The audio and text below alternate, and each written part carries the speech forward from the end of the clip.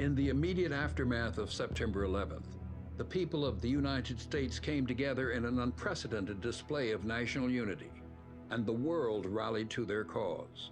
Across the globe, people came together in a spontaneous and stunning display of unified support for the people of the United States.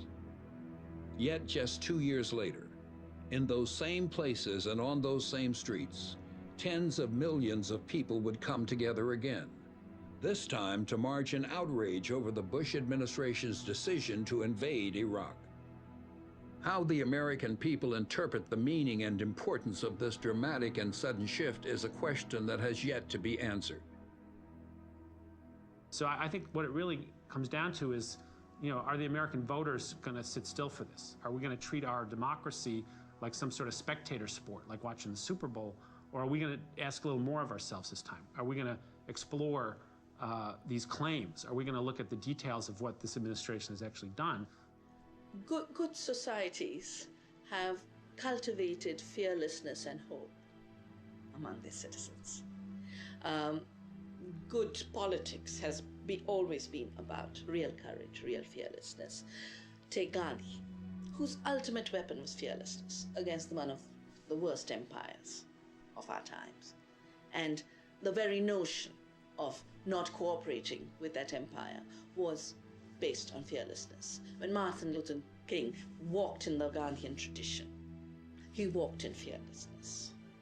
Every leader worth their names promotes fearlessness. I found it odd in the build-up to the war that the media would portray your ideal patriot either as the service member away from home or somebody on the street corner waving a flag and shouting, "We support the troops."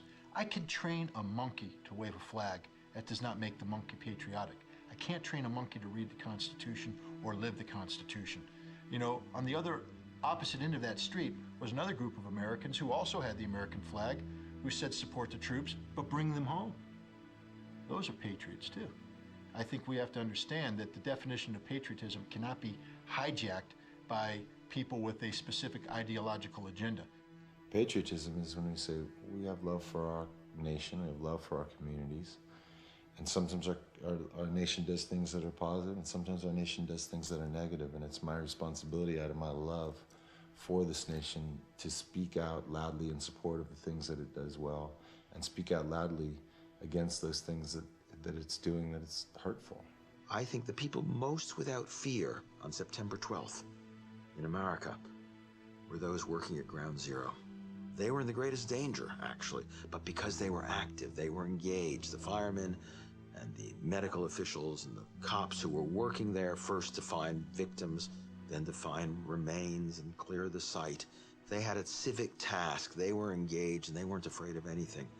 American citizens after 9/11 said to the president, "What can we do? What can we do to become engaged and take some responsibility?" President Bush unfortunately said, "Go shopping. Go back to the mall. Go back to your normal lives. We'll take care of it." Spectatorship is an invitation to fear. Citizenship is how we fight the politics of fear. The politics of citizenship, the politics of engagement, taking responsibility is a much better way to deal with terrorism than hunkering down, being spectators, and allowing the government to rob us of our liberties, to rob us of our multiculturalism in the name of protecting us. And that's their project, is to make us scared and stupid. And see, my problem is I've been to Washington, D.C. and stood in the middle of the night out in the Jefferson Memorial and read the inscriptions of Jefferson's quotes that are hammered into the marble. And you look up inside the rotunda, the favored quote at the highest point of the building. You have to turn around backwards to read it. He says, "On the altar of God, I pledge undying hostility to any government restriction on the free minds of the people." We were the first nation state to establish the principle that sovereignty, ultimate political power, resides in the people. That's a fundamentally radical concept, and these guys don't like the implications of it for their maintenance of minority wealth and power, and they're out to destroy that. But they will fail. I guarantee you they will fail.